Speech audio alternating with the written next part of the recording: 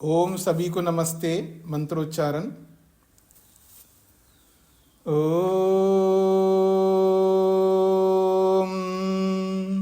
सहनाववतु सहनौ भुनक्तु सह वीर्यं करवावहै तेजस्विनावधीतमस्तु मा विद्विषावहै। ओम शांति शांति शांति।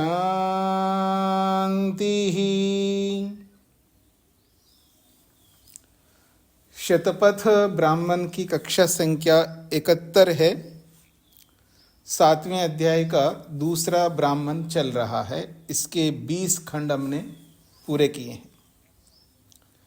पिछले पाठ में विशेष रूप से अनुवाक्या याज्ञा, इनकी जब आहुतियाँ देनी होती है तब वषट्कार के साथ देने की बात कही अथवा वषट्कार होने के बाद में देने की बात कही है।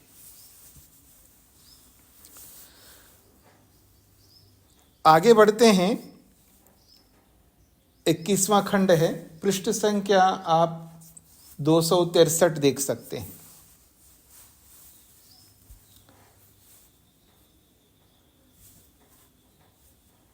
स वै वौग इति करोति।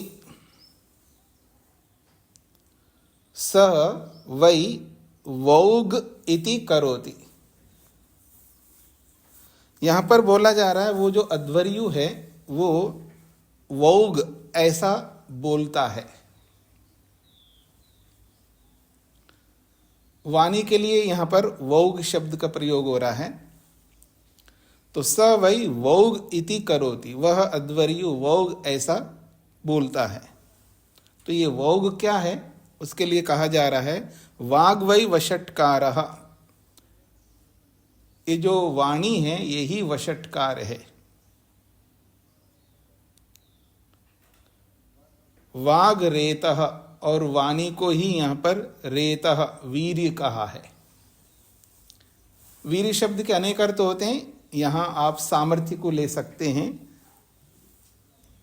जिसको उत्साह शब्द से भी बोल सकते हैं आप। तो यहाँ पर कहा जा रहा है वाणी को ही वषट्कार और वाणी को रेतः वीर्य अर्थात उत्साह युक्त वाणी, सामर्थ्य युक्त वाणी।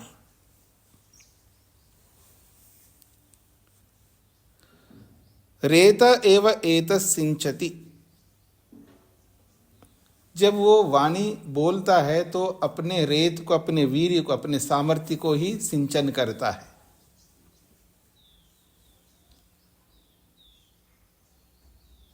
षड् इति ऋतवः।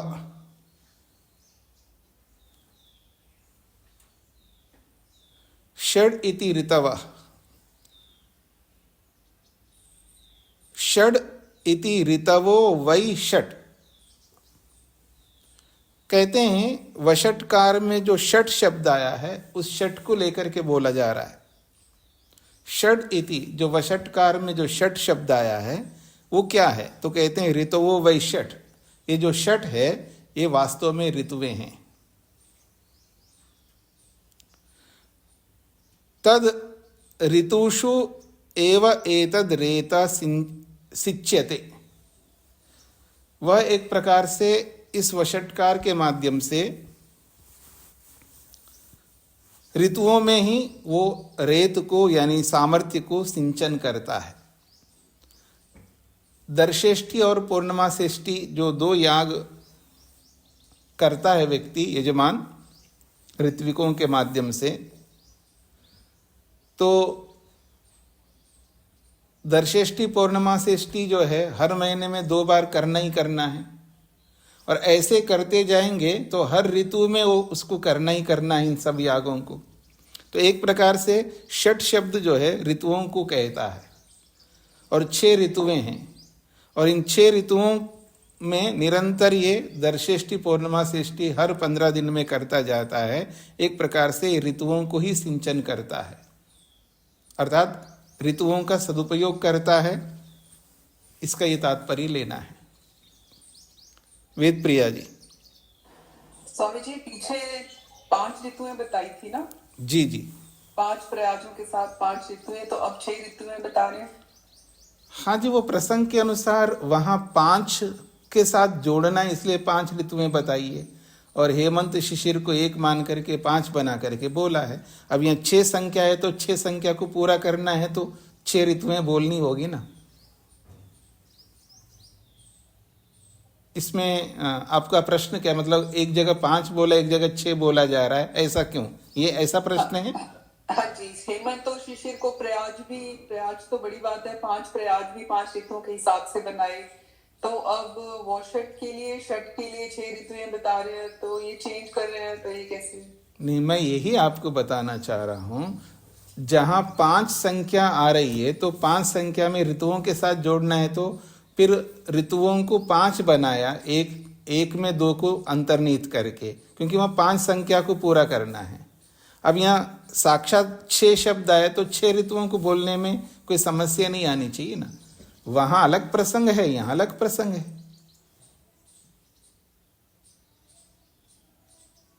अभी स्पष्ट हुआ नहीं हुआ आपको? जी ठीक है स्वामी जी जी। तो आगे कहा जा रहा है, तद ऋतवो रेता सिक्तम इमाह प्रजा प्रजनयन्ति। तद ऋतवः रेता सिक्तम, ऋतुएं जो है एक प्रकार से रेता सिक्तम, सामर्थ्य का सिंचन करके, ऋतुएं जो है अपने सामर्थ्य का सिंचन करके इमा प्रजा प्रजनयन्ति, इस सारी प्रजा को उत्पन्न करती हैं। तस्माद एवं वषट्कार इति, इसलिए वषट्कार होता है। वषट्कार जो एक प्रकार से ऋतुओं को संकेत करके, ऋतुओं के साथ जुड़ करके ये वषट्कार चलता है, और संवत्सर पर्यंत ये 6 ऋतुएं जो है निरंतर चलते हुए एक प्रकार से हम सब के लिए प्रजा को उत्पन्न करती हैं, चाहे जड़ प्रजा हो या चेतन प्रजा हो, यानी स्थावर योनि के रूप में हो या जंगम योनि के रूप में हो। ये इसका तात्पर्य लेना है। आगे बढ़ूं मैं।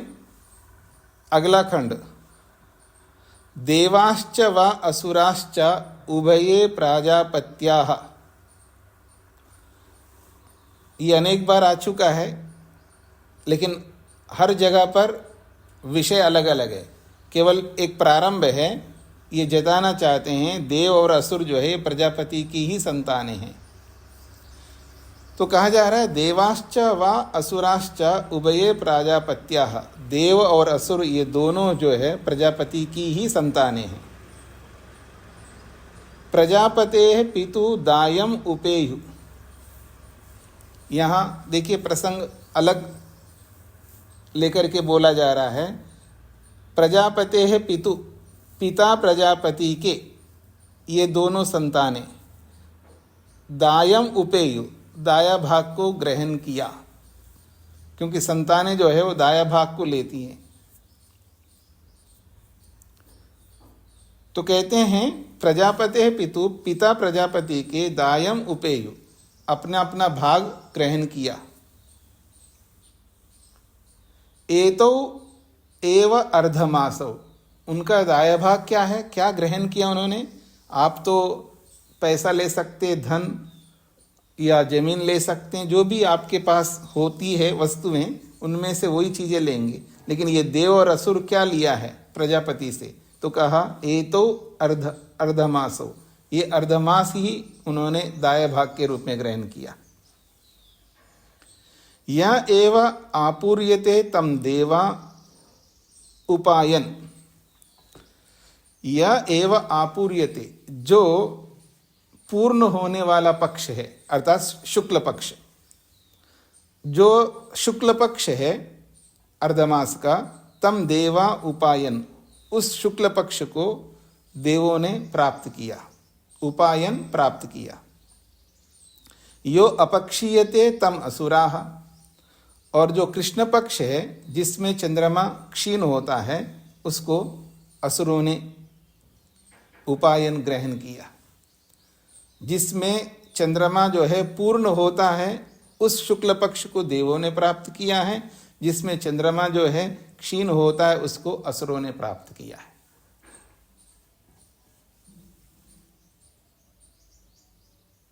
देखिए असुरों का कैसा सोच है और देवों का कैसा सोच है, देखिएगा। अब इसको आप किसी भी रूप में आप इसको ले सकते हैं। अपक्षीयते तम असुराः, जो अपक्षयन अर्थात चंद्रमा कम होता है, जितना कम चंद्रमा होता है उतनी ही अंधेरा होती जाती है, और जितनी जितनी अंधेरा होता जाता है उतना उतना असुरों के लिए बड़ा अच्छा होता है। अंधकार में उनको अपना कर्तव्य, जो भी उनके करने योग्य जो भी कृत्य है वो अंधकार में करना चाहेंगे। और जो देव है वो आपूर्यमान पक्ष को ले रहे हैं, अर्थात चंद्रमा जैसे जैसे बढ़ता जाता उनका जो है प्रकाश बढ़ता जाएगा, प्रकाश में उनके कृत्य होते हैं। आखिर कर्तव्य ही तो ही करना ही होता है, सब अपने अपने कर्तव्यों को करते हैं व्यक्ति। अब कौन से कर्तव्य किसको करना है ये व्यक्ति के ऊपर निर्भर करता है। देव बन करके कर्तव्यों को पूरा करता है या असुर बन करके कर्तव्यों को पूरा करता है। असुर और फिर कर्तव्य, इसको उस रूप में मत देखना कि अगर वो कोई पाप करता है तो उसका कर्तव्य, अर्थात पापी व्यक्ति उसी को अपना कर्तव्य मान करके कर रहा है। जैसे चोर का बेटा वो चोर बन रहा है, ये तो मेरा कर्तव्य है, मेरे बाप ने किया तो मेरे को भी करना है, ठीक है जी। कसाई व्यक्ति होता है, वो मांस काटने का काम करता है तो उसका अपना कर्तव्य है। शराब बेचने वाला जो है शराब बेचता है तो उसका बेटा मेरा कर्तव्य है, मेरे बाप का जो क्या कहते हैं पैतृक जो है वो मेरा काम है, मेरा कर्तव्य है। इस रूप में आप ले सकते हैं। तो ये कहना चाहते हैं कि शुक्ल पक्ष को देवों ने प्राप्त किया है और कृष्ण पक्ष को असुरों ने प्राप्त किया। ते देवा अकामयंता, उन देवों ने विचार करना प्रारंभ किया। क्या विचार करना प्रारंभ किया?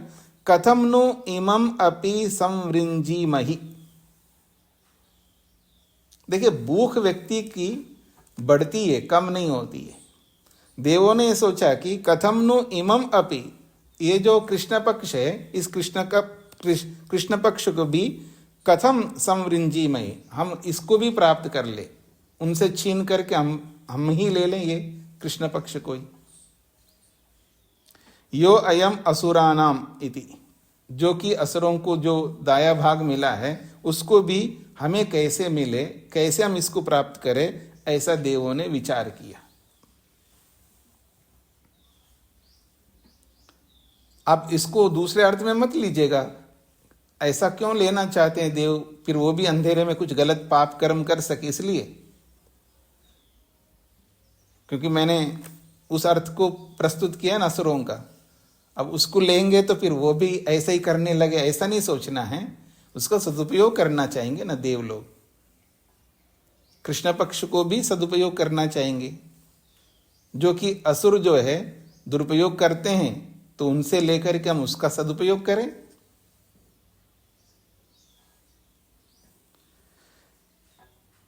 तो अब सोचने मात्र से तो कुछ होगा नहीं है, तो उन्होंने क्या किया? ते अर्चनता, उन्होंने अर्चना पूजा करना शुरू किया। श्राम्यंतः, मेहनत पुरुषार्थ करना शुरू किया। तो अर्चना और मेहनत करते हुए चेरु आगे बढ़ते गए उसको प्राप्त करने के लिए। अतः एतम अविर्यज्ञम ददृशु, जब ऐसा करते हुए वो आगे बढ़े तब उन्होंने इस हविर यज्ञ को देख लिया।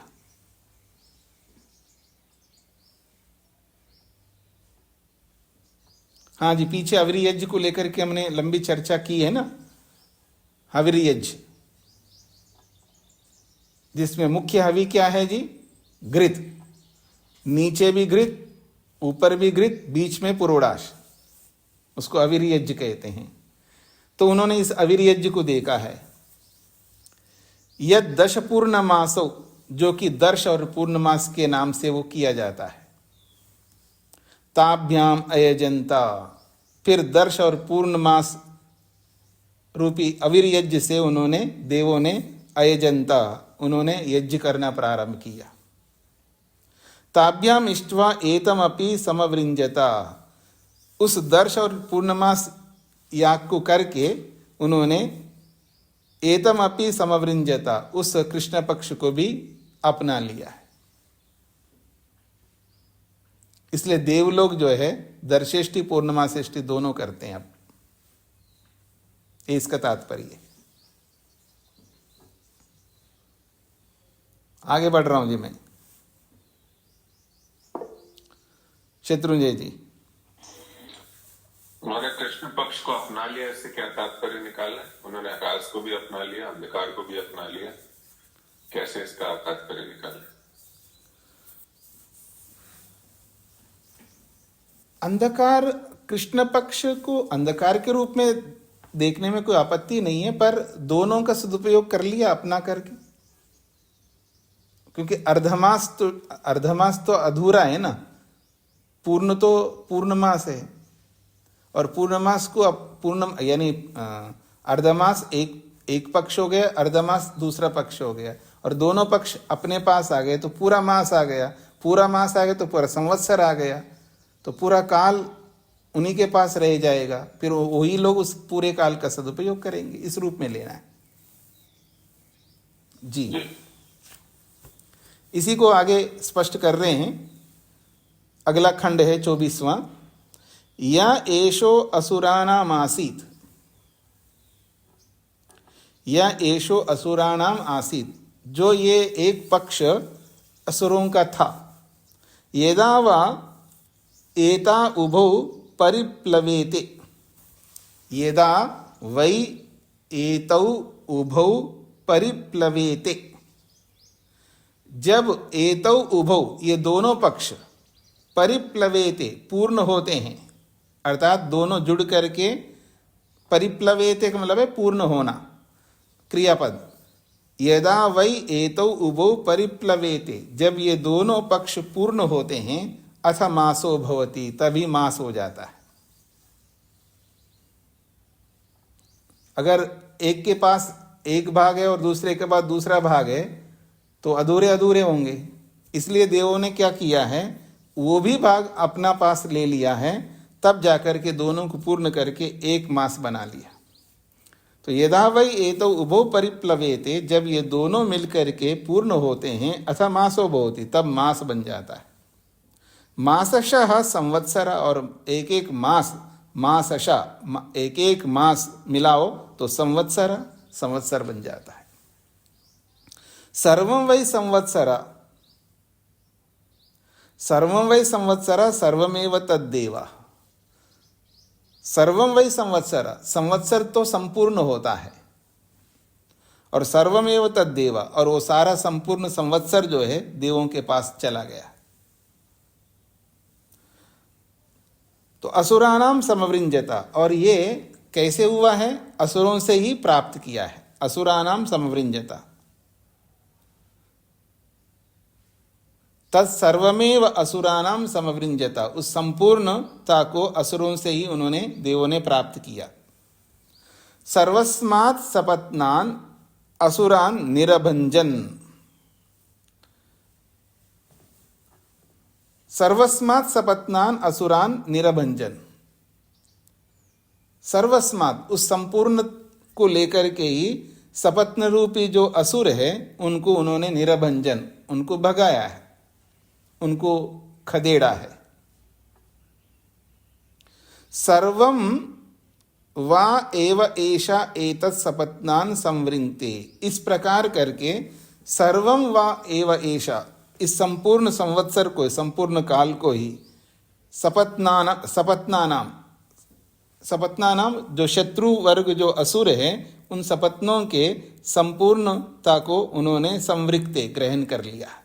जो अधूरा भाग था उस अधूरा भाग को एक प्रकार से संवृत्ति ग्रहण कर लिया है असुरों से, जो असुरों के पास था।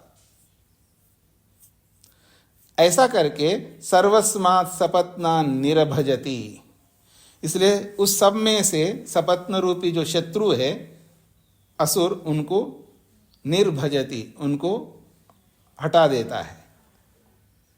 कौन? या एवं एतद वेद, जो आज का कोई यजमान, जो आजकल का भी कोई यजमान, वो यदि इस बात को जानता है, इस दर्श और पूर्णमासेष्टि को जानता है और जानकर कि इसको उसी रूप में प्रयोग करता है, केवल अधूरा याग नहीं करता, हाँ जी दर्शेष्टि कर लिया तो बहुत कर लिया जी, या अमावास्येष्टि कर लिया तो बहुत कर लिया जी, यानी अधूरा ही करके जीवन में अधूरा ही रहेगा, एकांगी रहेगा।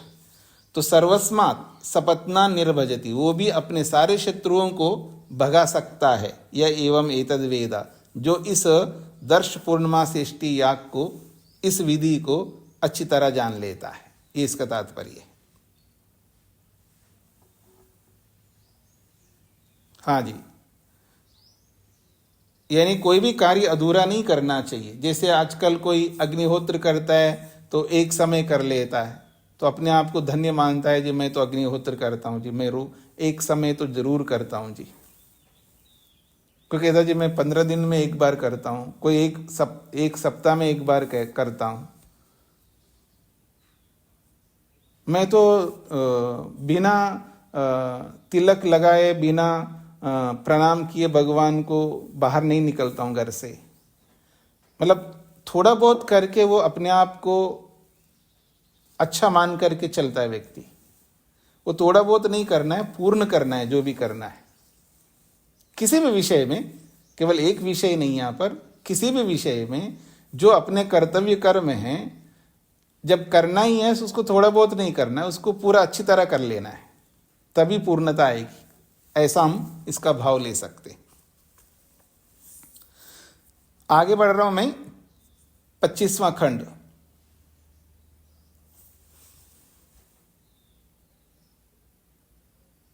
सुनीता जी को क्या कहना है?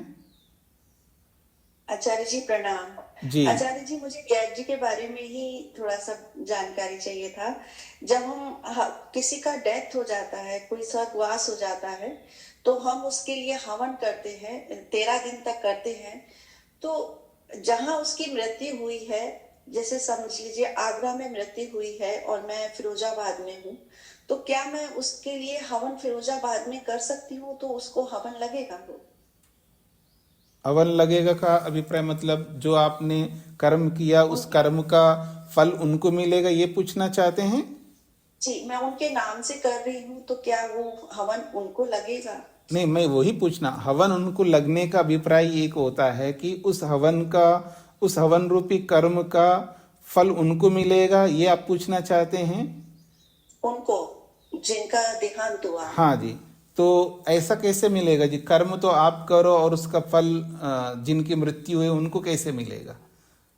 उस हवन का कर्म का फल आपको मिलेगा।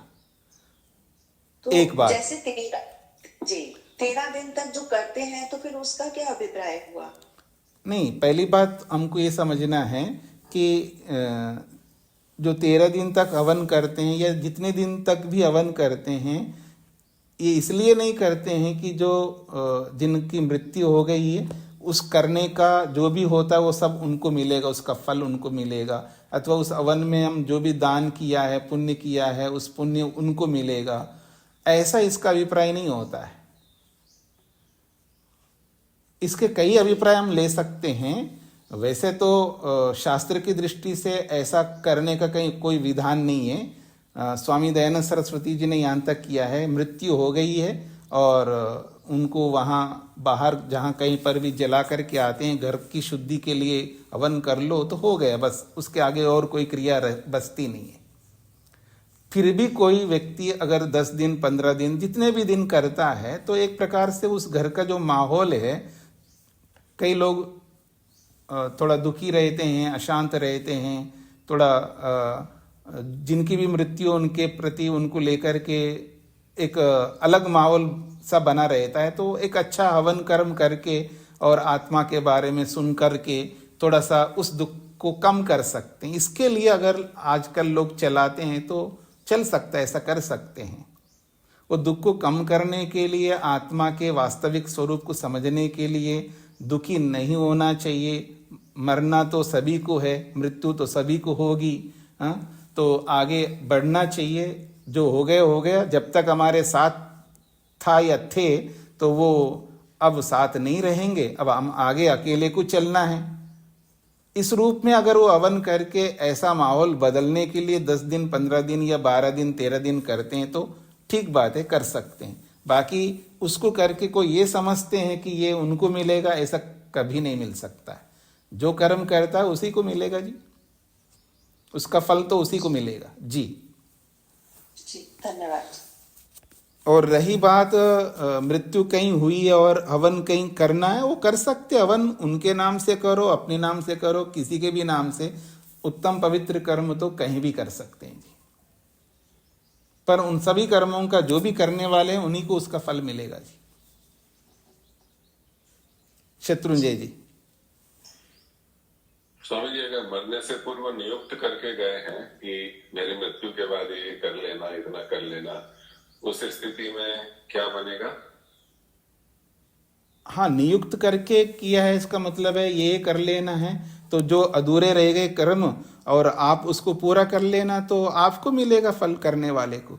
केवल उनके बचे हुए कर्मों को हम कर रहे हैं, उनको आगे रख करके, इतना ही मिलेगा। धनराशि भी छोड़ के जाते हैं कई लोग और पूरा निर्देश भी देके जाते हैं। जैसे हम पुरोहित जीवित रहते पुरोहितों से कर्म करवाते हैं, ऋत्विकों से।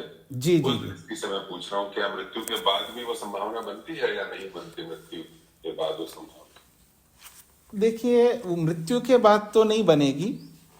मृत्यु से पहले अगर हम असामर्थ्य के कारण से किसी से करवाते हैं तो हम विद्यमान हैं और हम करवा रहे हैं, तब तो उनको मिलना चाहिए। मृत्यु के बाद इस तरह करवाएंगे तो ऐसा कोई शास्त्रों में अभी मेरे देखने में नहीं आया। इस पर विचार कर सकते हैं, मतलब इसको। जी अगर उनके पति करते हैं तो तब भी नहीं? देखिए, पति करे, पत्नी करे, जो कर्म करता है उस कर्म का फल कर्म करने वाले को मिलता है जी, ये सिद्धांत है। अब दूसरी बात ये आई जो शत्रुंजय जी की ओर से, जब हम जीवित रहते हैं, मान लीजिए मैं बेड पर हूँ और मैं चल फिर नहीं सकता, बिस्तर से उठ नहीं सकता, पर मेरा कर्तव्य है अग्निहोत्र करना, या मेरा कर्तव्य जो भी कर्तव्य है वो मैं खुद नहीं कर पा रहा हूँ तो मैं दूसरे से करवाता हूँ। तो करवाने का जितना भी मैं करवा रहा हूँ तो करवाने का अलग फल होता है, करने का अलग फल होता है, अनुमोदन करने का अलग फल होता है। तो इस दृष्टि से शत्रुंजय जी ने प्रश्न किया है, तो उस पर हम विचार कर सकते हैं। जीवित अवस्था में ही होता है या मरने के बाद में भी हम उनके नाम से, उन्होंने कहा है, उन्होंने धन छोड़ा है या उन्होंने प्रेरित करके किया है, तो उसका फल भी उनको मिलता है नहीं मिलता, ये विचारणीय है। इस पर हम मंथन कर सकते हैं, विचार कर सकते हैं जी। सदानंद जी। स्वामी जी नमस्ते जी।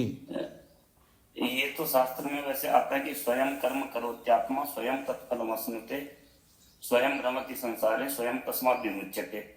तो ये तो है कि जो कर्म जो करता है उसको वही फल प्राप्त होता है। पर जैसे कि स्वामी कोई ग्रंथ लिखना हुआ और भी कोई भी अध्ययन अध्यापन संबंधी भी कई कार्य गुरुजी लोग जो चले जाते हैं, तो वो फिर अपने शिष्यों को व बाकी लोगों को कि ये मेरा लक्ष्य था, ये पूर्ण नहीं हुआ, इसको तुम लोग पूरा करना।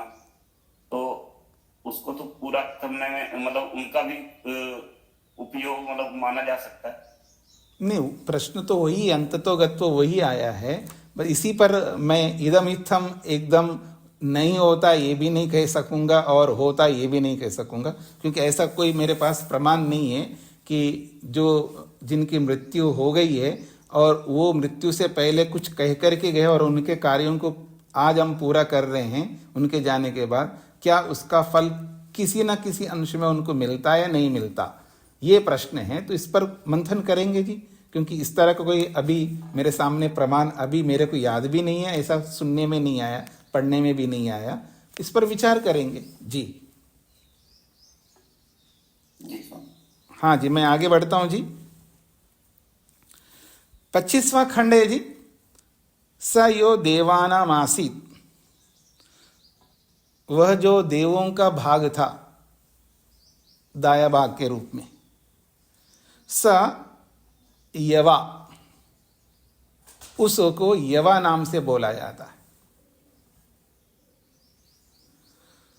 फिर कह रहे हैं अयुवता ही तेन देवा, और उस भाग से देव जो है अयुवता, अयुवता कहते हैं युक्त हो जाते हैं, अर्थात उस भाग से देव लोग युक्त हो जाते हैं, अर्थात वो उनके लिए फलदायी बन जाता है।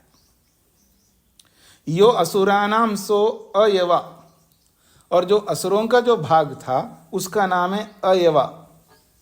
नहीं तेन असुरा अयुवतः, और उस अयवा जो भाग असुरों का था वो उस भाग से वो युक्त नहीं हो पाते असुर, ये इसका तात्पर्य है।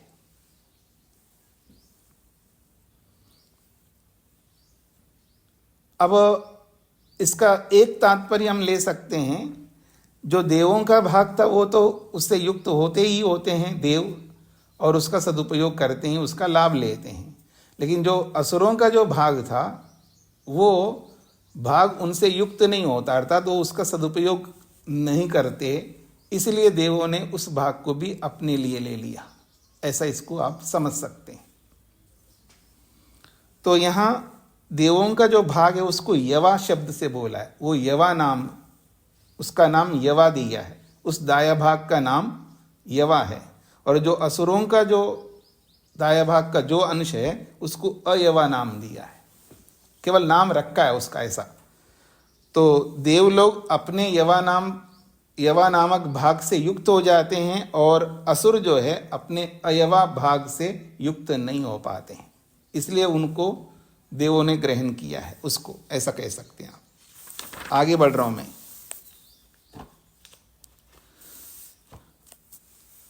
अथ उ इतरथ आओ, इसी बात को दूसरे ढंग से भी हम कह सकते हैं, जो पीछे अभी बता के आए ना, यवा और अयवा, इन्हीं बातों को दूसरे ढंग से भी हम कह सकते हैं। अथ उ इतरथा आओ, इसी बात को और ढंग से भी कह सकते हैं। कैसे? या एव देवानाम आसीत सो अयवाह, उल्टा कर दिया जी। कहते हैं या एव देवानाम आसीत, जो देवों का भाग था उसका नाम है अयवा। पहले खंड में उसको अयवा को असुरों का भाग बताया था, अब उसी को यहां देवों का भाग बताया जा रहा है। या एव देवानाम आसीत सो अयवा, जो देवों का भाग था वो अयवा कहलाता है। नहीं तम असुरा अयुवतः, और उस अयवा भाग को असुर लोग युक्त नहीं हो पाए।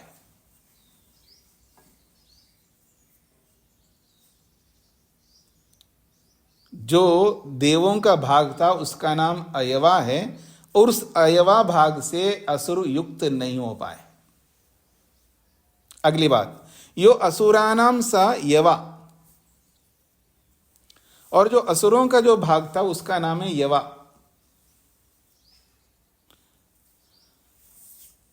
अयुवता ई तम देवा, और उस असुरों के भाग से देव लोग जो है जुड़ गए। असुरों का जो यवा नामक जो भाग है उससे देव लोग जुड़ गए। इस प्रकार से दोनों भाग देवों के पास आ गए। कहने का ढंग अलग अलग है, दोनों का मीनिंग भाव एक ही है, लेकिन उसको उल्टा करके दिया है और अंततोगत्वा दो देवों के साथ ही दोनों भावों को जोड़ दिया।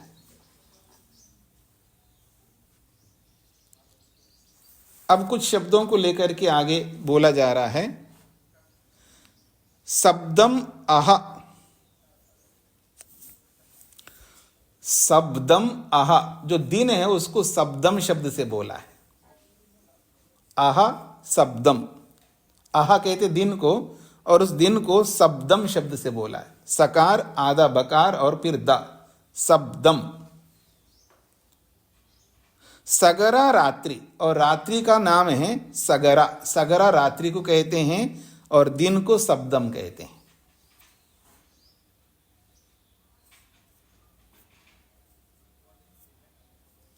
फिर कहा है यव्या मासाह, जो महीने हैं मास है उसको यव्या शब्द से बोला है।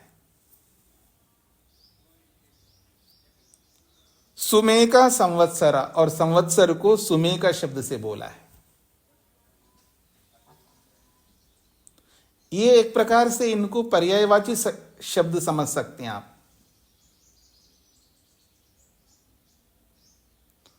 आप में से जितने भी योग दर्शन को पढ़े हों, सांख्य दर्शन को पढ़े हों, वहाँ अविद्या के 5 भाग बताए हैं। अविद्या, अस्मिता, राग, द्वेष, अभिनिवेश, उन्हीं के अपर नाम भी बताए वहां पर। सांख्य में भी बताया और योग में भी बताया। आप लोगों को याद आ रहा है?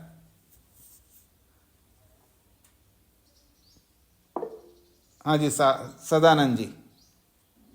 स्वामी जी, तम मोह महामोह तामिश्र अंध तामिश्र। हाँ बिल्कुल यही। तो जैसे अब अविद्या तम, अविद्या कहो तमा कहो एक ही बात है। तो ऐसे ही यहां समझ लीजिएगा तो आपको थोड़ा सरल हो जाएगा।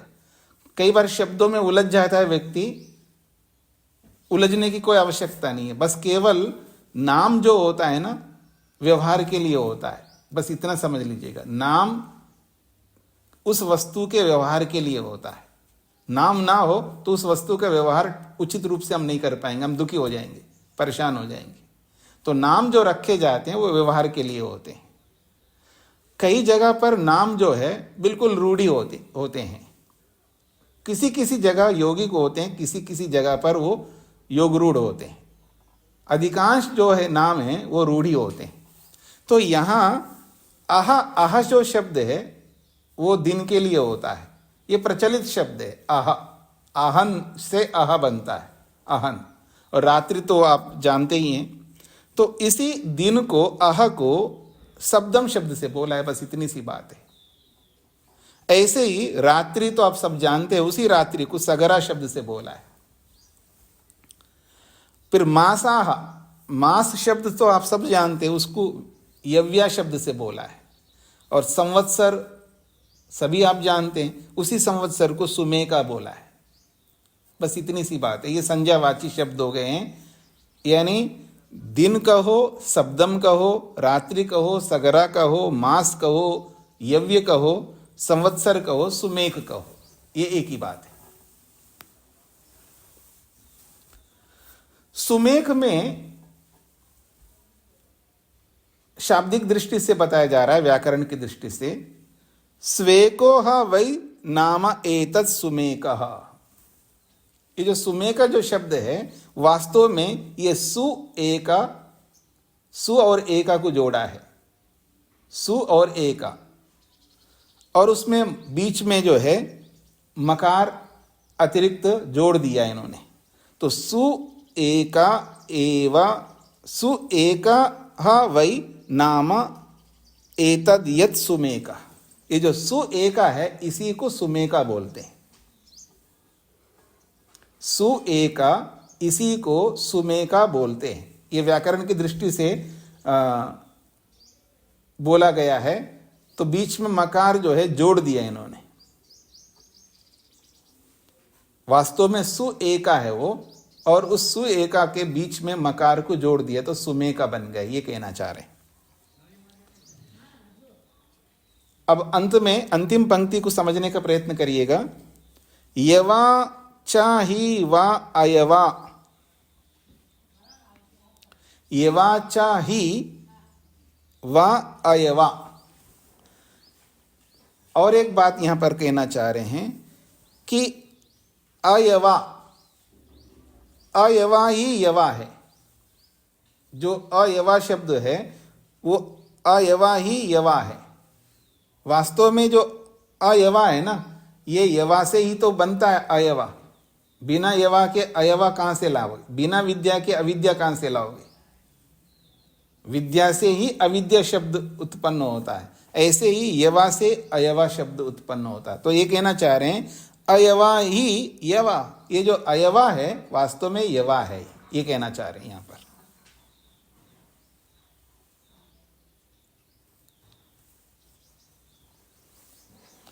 अब इसको आप दूसरे ढंग से भी आप बोल सकते हैं, ये जो अयवा शब्द है, ये अयवा शब्द ही यवा था, पहले यवा था, बाद में अयवा बना है। अथवा आप यूं भी कह सकते, अयवा से ही यवा तक जाता है व्यक्ति, अयवा से ही यवा तक जा सकता है। आप केवल अयवा सामने रखो तो आप यवा तक पहुंच जाओगे। व्याकरण की दृष्टि से बहुत सरल हो जाएगा, क्योंकि अयवा शब्द को देखते ही आपके सामने यवा आएगा, ये कहना चाह रहे हैं यहां पर। अविद्या शब्द को देखते ही विद्या आपके सामने आ जाएगी।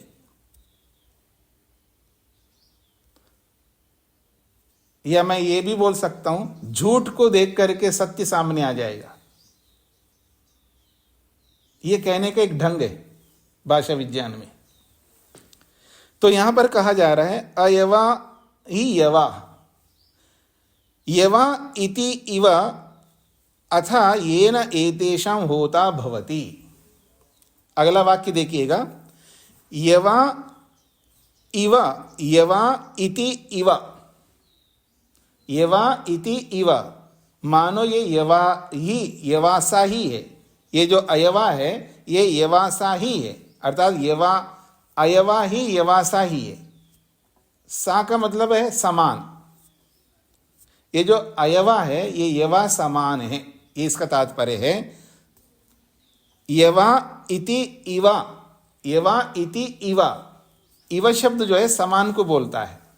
तो यवा इति इवा, यवा ही है ये जो अयवा है ये वास्तव में यवा ही है।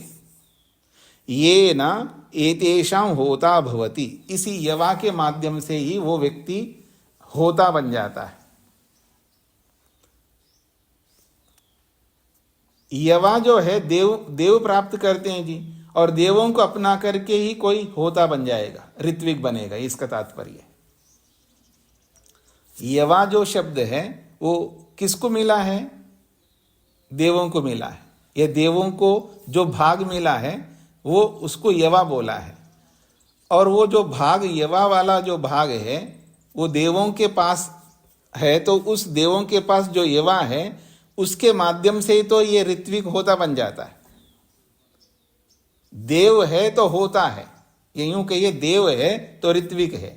अगर देव ना हो तो ऋत्विक का कोई मतलब नहीं है, ये इसका तात्पर्य यहां पर। तो यही कहना चाह रहे हैं, ये न तेषाम होता भवति, ये न इस यवा के माध्यम से तेषाम उन देवों का ये ऋत्विक होता भवति, होता बनता है। तद यावी होत्रम इत्याचक्षते, ऐसे उस होता को यावी होत्रम नाम से बोला जाता है। नाम दिए जा रहे हैं यहां पर, नाम दे रहे हैं इनको। जो होता है ऋत्विक होता है उसको यावी होत्रम कहते हैं। यावी होत्रम का मतलब है यवा से युक्त जो देव है उनका ऋत्विक बनता है, इसलिए उसको यावी होत्रम कहते हैं। पता नहीं ये शब्द आपको समझ में आ रहे हैं नहीं आ रहे, केवल आपको शब्दों को समझाने के लिए ये सारी बातें कही गई है। कई बार शब्द पहली बार सुनते हैं ना, जैसे यवा शब्द सुन रहे हैं, अयवा शब्द सुन रहे हैं, शब्दम सुन रहे हैं, सगरा शब्द सुन रहे हैं, सुमे का, तो शब्दों में उलझना नहीं चाहिए। वो समझ में नहीं आ रहे होते हैं क्योंकि पहली बार उन शब्दों को सुना है हमने, और उन शब्दों को बार बार सुनते जाइए तो वही समझ में आएंगे आपको। पर ये बार बार तब सुनेंगे जब इनका बार बार व्यवहार में हम लाएंगे। जैसे मोबाइल को, सेल फोन को, जो भी आप बोलेंगे उसको, पहली बार जब सेल फोन या मोबाइल जो भी नाम सुना है आपने, समझ में नहीं आया होगा, लेकिन उसको बार बार हम व्यवहार में लाते हैं और उस डिवाइस को जो है, उस यंत्र को जो है हमेशा दिल के साथ चिपका करके रखते हैं हम लोग। क्यों जी? तो आज बहुत समझ में आता है, इतना चिपका करके रखते हैं ना मोबाइल को साथ में, बहुत अच्छी तरह समझ में आ गया आज हमको। ऐसी बहुत सारी वस्तुएं हैं जो समझ में आती हैं जब बार बार उनको व्यवहार में लाते हैं। तो जब कोई शब्द, उस शब्द का अर्थ हमको समझ में नहीं आता है तो उसके बारे में ज़्यादा चिंतित होने की आवश्यकता नहीं है। उस शब्द को बार बार दोहराते जाएंगे, बार बार उसको देखते जाएंगे, बार बार उसके तात्पर्य को समझते जाएंगे तो वो भी साथ में ही हो जाएगा हमारे जीवन में। हाँ जी, शत्रुंजय जी। स्वामी जी, आज मीमांसा दर्शन में विषय चल रहा था कि हम शब्द और अर्थ का संबंध एक आधार होता है कि वृत्त व्यवहार को जब देखते हैं जी, तो जब ये शब्द वृत्त व्यवहार में आ जाएंगे, आप लोग हमें बोलते रहेंगे, जब भी हवन करेंगे, कुछ करेंगे तो हम धीरे धीरे हमारे लिए सहज हो जाएगा। अभी तो नए नए हैं क्योंकि सुनने में ही पहली बार आए। जी जी बिल्कुल। हाँ जी, क्योंकि कोई भी साथ में होने के लिए कई व्यवहार होते, उसमें वृद्ध व्यवहार बहुत बड़ा माना जाता है। वृद्ध व्यवहार का मतलब है उस विषय के जानने वाले लोग वृद्ध कहलाएंगे। जिनको हमसे पहले जो जानते हैं वो हमारे लिए वृद्ध है। एक तो अवस्था की दृष्टि से वृद्ध होता है और एक होता है ज्ञान की दृष्टि से। तो जो लोग पहले से जानते हैं उन शब्दों को, वो लोग बार बार हमारे सामने बोलते जाएं, बार बार उन शब्दों को व्यवहार में याज्ञिक प्रक्रिया के माध्यम से प्रयोग करते जाएंगे तो हमारे लिए साथ में ही हो जाएंगे, ऐसा शत्रुंजय जी कह रहे हैं। बिल्कुल हो जाएगा जी। अब इस शतपथ ब्राह्मण को वैसे ही पहली बार पढ़ रहे हैं हम लोग, ठीक है ना। तो इसमें बहुत सारे शब्द ऐसे आ गए हैं, पीछे भी और आगे भी आएंगे। पहली बार ही सुन रहे इन सब शब्दों को, ठीक है जी। और एक अभी अभी लेटेस्ट ऋणों के बारे में हमने 3 ऋणों के बारे में सुना है ना जी। 3 ऋण होते हैं, 3 ऋण होते हैं, विद्वानों से सुना है। मेरे को याद नहीं किसी विद्वान ने 4 ऋण होते हैं ऐसा कहीं सुनाया हो, कभी सुना नहीं है। लेकिन शतपथ ब्राह्मण में 4 ऋण लेके आए।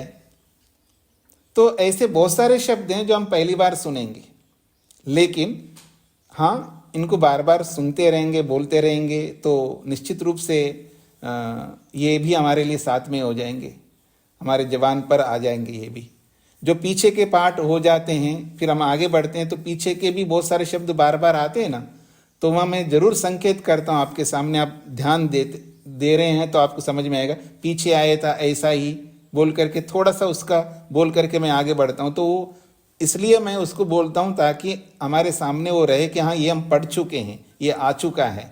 और ऐसा ही बार बार आएंगे अनेक शब्द। तो ये भी नए शब्द हैं, बिल्कुल नए हैं। जब पहली बार जब कोई व्यक्ति सुनता है तो एकदम नए ही लगेंगे। तो ठीक है, इसका अधिक से अधिक प्रयोग कर लेंगे हम लोग। जब तक ये पढ़ते रहेंगे तो बीच बीच में कहीं ना कहीं आ जाएगा। कहीं भी संवत्सर आएगा तो मैं पूछूंगा संवत्सर का दूसरा नाम बताइएगा, ठीक है जी।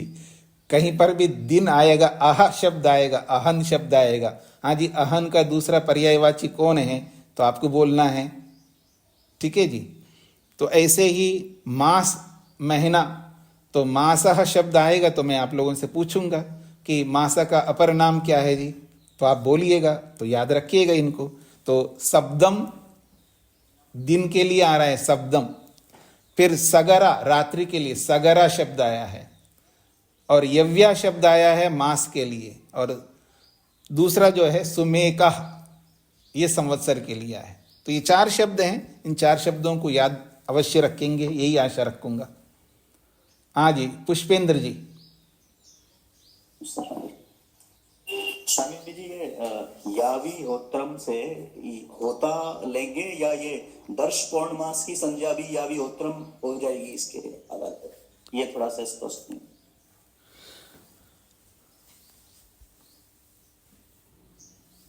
वैसे तो होता कोई कहा जा रहा है यहाँ पर,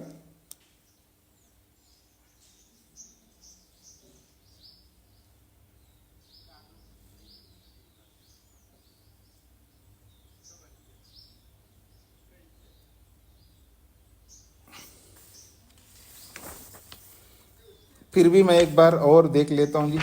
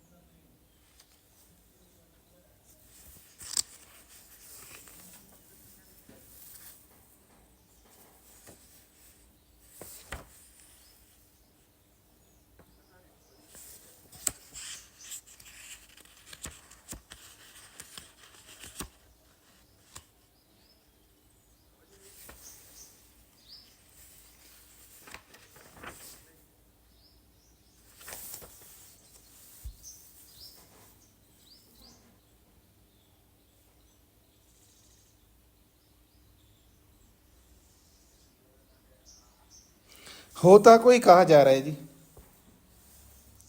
होता कोई कहा जा रहा है। प्रेम जी। स्वामी नमस्ते, मैं भी यही पूछ रहा था जी।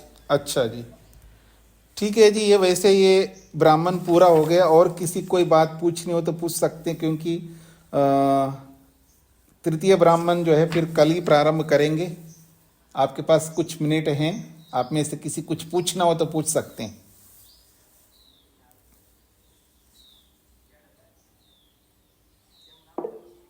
उमा जी।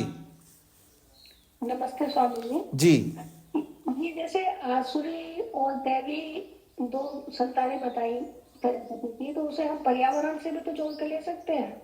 रोगाणु जनित संतानें यदि रोग और निरोग करने का यज्ञ के माध्यम से। यानी जो हानिकारक है उनको असुर ले लिया, और लाभकारक को क्या लेंगे फिर आप? असुरों से उन्होंने छीन लिया, यानी कि हानिकारक रोगाणुओं को मिटा दिया। नहीं, हानिकारक रोगाणुओं को तो हम मिटा दिया, तो फिर जो लाभकारक में। दैवीय हाँ जी, दैवीय कहेंगे उसको, कैसे कहेंगे? अच्छा, हाँ वो तो सोचना होगा उसके लिए। पर हम ये जो असुर और देव जो प्रवृत्ति है वास्तव में हमारे अंदर ज्यादा है। मनुष्य, एक ही मनुष्य के अंदर देव प्रवृत्ति असुर प्रवृत्ति एक है।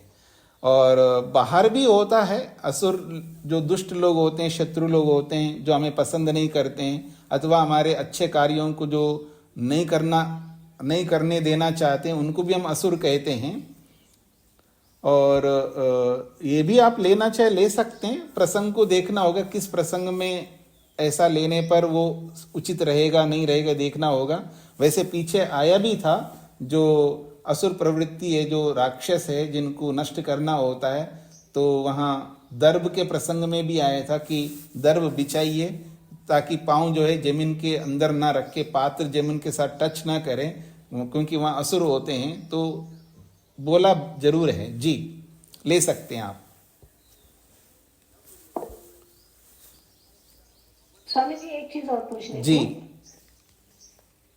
जैसे इसे दर्भ तो वो हो गई, जो जिसे घास बोलते हैं, दूबड़ा घास भी बोलते हैं। एक ये गंगा के किनारे या सब जगह नरकुल करके जो होती है, लंबी लंबी होती है बहुत ज्यादा, जिसके बीन फूले बनते हैं, जिससे छप्पर डालते हैं। ये दोनों चीज अलग होती है या एक ही है? नहीं, वो अलग होती है। जो जिसमें सरकंडे जैसे जो होता है, वो आप कहना चाह रहे हैं ना? जी, वो अलग है, वो दर्भ में नहीं आता। जी जी जी, हाँ जी। और कोई कुछ पूछना चाहें? प्रहलाद जी। अच्छा। नमस्ते गुरु जी ये प्रश्न जनरल प्रश्न है कि जो कर्म करता है उसको उसका फल मिलता है। जी तो याज्ञिक वगैरह को हम दक्षिणा देके यज्ञ कराते हैं, जी। तो यज्ञ तो वो करता है जी। लेकिन कहते हैं कि फल जो कराने वाला है दक्षिणा देता है उसी को मिलता है। तो क्या सही क्या है गुरु जी? हाँ जी, हाँ जी। क्योंकि ये सारे जो बड़े बड़े याग जितने भी होते हैं, वो यजमान के लिए ऋत्विक लोग करते हैं। शास्त्र का ऐसा ही विधान है। तो वो हमारे लिए कर्म कर रहा है, तो हम उसका फल हमको मिलेगा। और करवाने का जो भी पारिश्रमिक है या जो भी आप कह सकते हो, वो उनको हम दक्षिणा के रूप में दे देते हैं, पर वो कर्म हमारे लिए किया है। जी जी जी। धन्यवाद। एक और प्रश्न था गुरु जी, पहले कई बात में आया था कि मनुष्य को दोनों ऊपर नीचे दोनों जड़ों में दांत होते हैं, तो कुछ पशु ऐसा है जिसको एक ही जगह दांत होते हैं, तो वो क्या है और किसके है?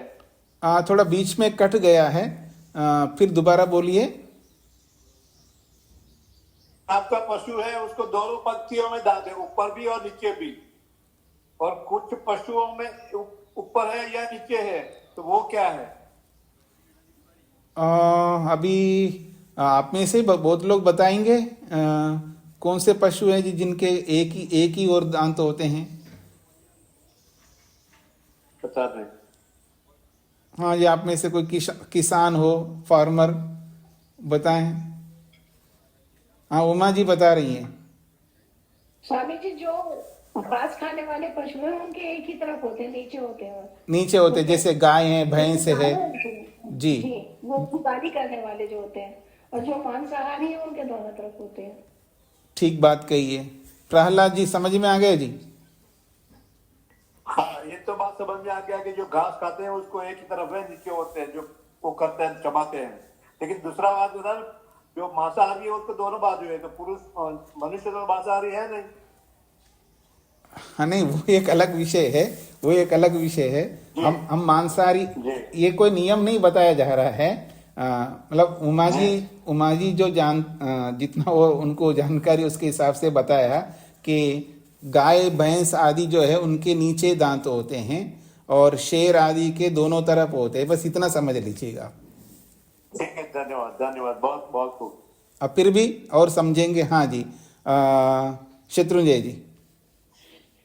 स्वामी जी, मनुष्य मांसाहारी भी होता है ना, मांसाहार करता है, उस दृष्टि से मांसाहारी है। मांसाहार नहीं करना चाहिए वो अलग विषय है, लेकिन मांसाहार करता है, दोनों दांतों का उपयोग करते हैं मांसाहारी मनुष्य। हाँ, वो तो ठीक बात है आपकी। पर मैं इस डेफिनेशन से थोड़ा सा हट करके बता रहा था कि कुछ पशु हैं जिनके दोनों तरफ होते हैं और कुछ पशु हैं जिनके एक तरफ होते हैं, और मनुष्यों के तो दोनों तरफ होते ही है सबके।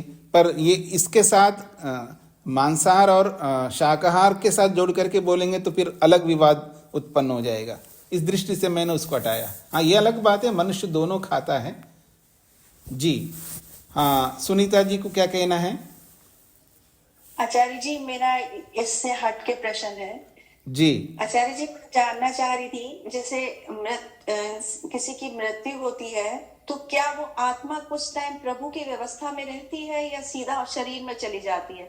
अगर सीधा शरीर में चली जाती है तो उसको अपने कर्मों का एहसास कैसे होगा? कि वो कैसे पता चलेगा कि मैंने ऐसे कर्म किए हैं तो मुझे ये सजा मिलेगी? अच्छा, पहली बात तो यह है कि दोनों प्रकार से आत्मा जाती है। एक तो शरीर छूटा तुरंत अगले शरीर में जहाँ भी उसको जन्म लेना चला जाता है आत्मा, ये शास्त्रोक्त प्रसंग है। और कुछ आत्मा ऐसे होते हैं जिनके कर्मों का फल तुरंत तैयार ना हो कहीं, तो वो वेटिंग लिस्ट में रहते हैं, और दोनों ही ईश्वर की व्यवस्था से ही रहते हैं, जाते हैं, आते हैं।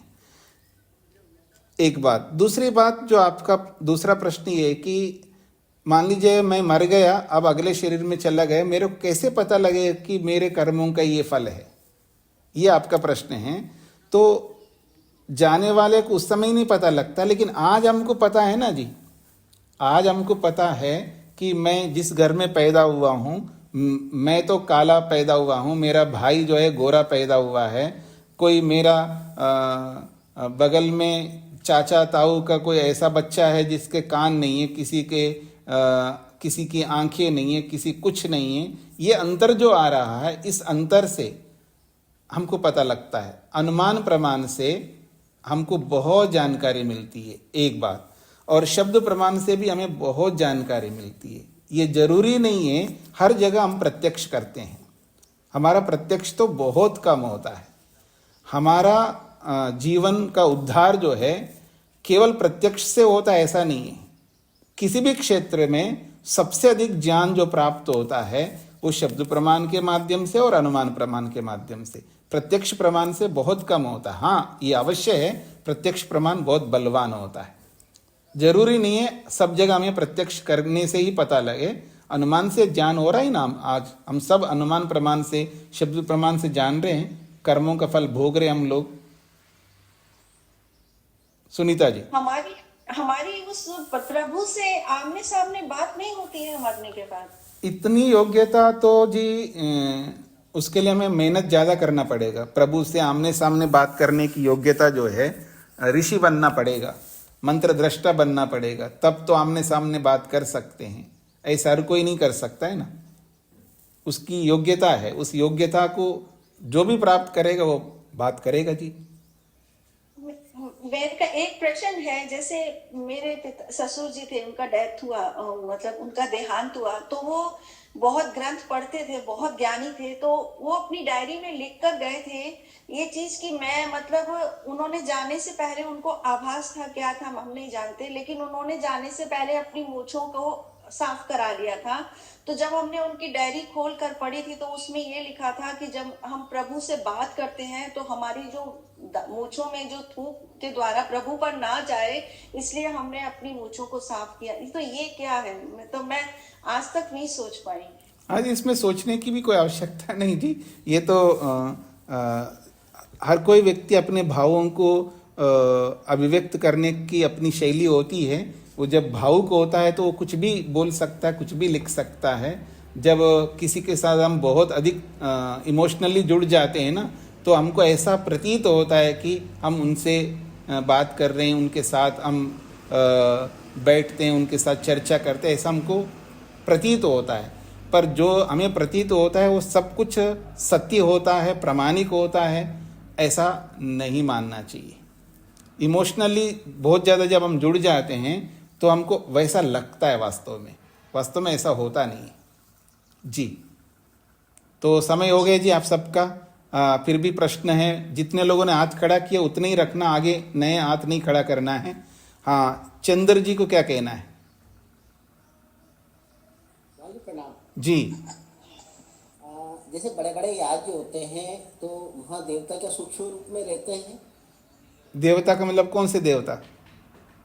जैसे अग्नि देवता है या जो भी वायु देवता है, जो भी मानते हैं जिनको। नहीं, जो प्रकट हैं वो प्रकट के रूप में तो है ही है, और जो छुपे हुए हैं वो छुपे हुए के रूप में ही रहेंगे।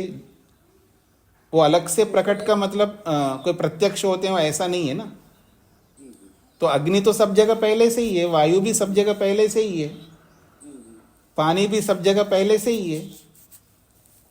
बाकी जो सूक्ष्म रूप में देवता आसपास भ्रमण करते हैं, बड़े याग में आते हैं या तो मैंने इसलिए आपसे पूछा है वो कौन देवता, जड़ देवता के बारे में बोल रहे हो, चेतन देवता के बारे में बोल रहे हो?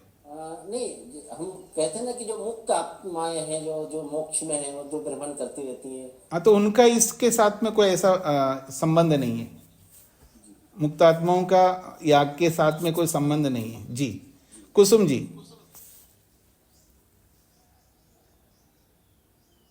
कुसुम जी। स्वामी जी नमस्ते जी। स्वामी जी, मैं उस दोनों तरफ दांत वालों की बता रही थी। केवल घोड़े के दोनों तरफ दांत होते हैं, मतलब केवल नहीं, मतलब स्तनधारियों में, और मनुष्य इसके जो और जो पशु हैं जो जुगाली करते हैं, गाय भैंस इत्यादि, उनके एक तरफ होते हैं। ठीक है जी। और उन्होंने जो बताया ना कि मांसाहारी के जो आगे के दांत होते हैं, इंसीजर, वो नुकीले होते हैं जिससे वो मांस को चीर सके। ठीक है, ठीक है जी। शत्रुंजय जी। तो स्वामी जी, ईश्वर की बड़ी कृपा है कि हमें अपना कर्म और उसका फल दिखाई नहीं देता। हम जरा से कि ये गलत होने की संभावना से तो हिल जाते हैं कि अरे कुछ बुरा हो जाएगा। अगर हमें सारा दिखने लगता तो हमारा क्या हाल होता, हम वर्तमान में रह नहीं पाते। तो मुझे तो बड़ी कृपा लगती है कि अच्छा हुआ हमें नहीं पता। महर्षि ने भी इसकी तरफ संकेत किया है। हाँ जी, बिल्कुल बिल्कुल। और दूसरा, तात्विक दृष्टि से ईश्वर तो थूक में भी पहले से ही है, तो क्या तो थूक उस पर पड़ेगा। तो वो भावनात्मक कथन होते हैं। आज जैसा आपने कहा, तात्विक दृष्टि से तो ईश्वर जगह है, तो थूक में पहले से ही है, तो क्या तो हम उसको बचाएंगे और क्या डालेंगे। जी जी, जो मैंने उनको उसको ज़्यादा नहीं छेड़ा, बस केवल भावनात्मक देकर के इसको समाप्त किया है। यूँ तो भगवान सर्वव्यापक है, सब जगह है, मल के अंदर भी है, थूक में भी है। ये तो केवल एक भावना जो होती है ना, जिसके प्रति हमें अगाध श्रद्धा होती है, तो हम उनको बहुत ऐसा अपने सामने रख कर के चलते हैं भावनाओं से, तो इसलिए हमको वैसा ही प्रतीत होने लगता है। और इसमें एक अंश तक कोई गलत भी नहीं है, अच्छी बात है, ऐसी भावना होनी चाहिए, लेकिन उस भावना में इतना नहीं बहना चाहिए जिससे कि हमारी हानि हो जाए। भावनाओं में तब तक ही बहना चाहिए जिससे हानि ना हो, और हानि होने लगे वहीं हमको रोक लगाना होता है। तो इसको मैं यहीं पर विराम देता हूँ जी। ओम शांति शांति शांति। सभी को नमस्ते।